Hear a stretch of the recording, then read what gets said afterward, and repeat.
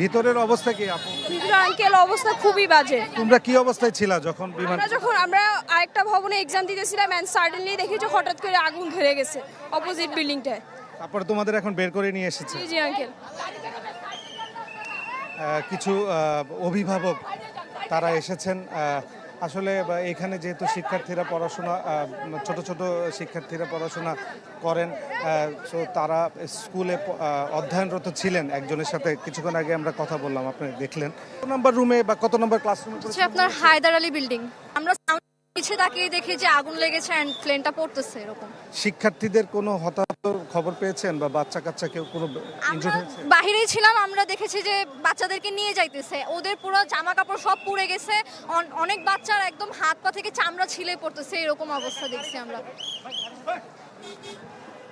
আরো কিছু শিক্ষার্থী আমরা দেখতে পাচ্ছি। তোমরা ঠিক আছো?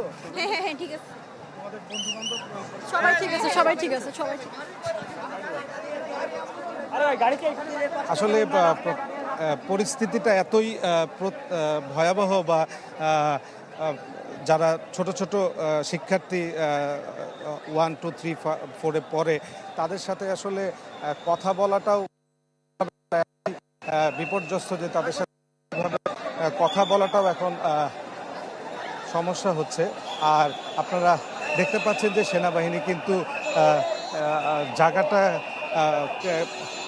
যতটুকু সম্ভব সাধারণ মানুষ, হাজার মানুষ এখানে ভিড় করেছেন, তাদেরকে নিয়ন্ত্রণ করে ভিতর থেকে যে আহত যারা আছেন বা নিহত যদি কেউ হয়ে থাকেন, তাদের দেহ বা যারা আহত হয়েছেন তাদের বের করে নিয়ে আসাটাই এখন মূল চ্যালেঞ্জ।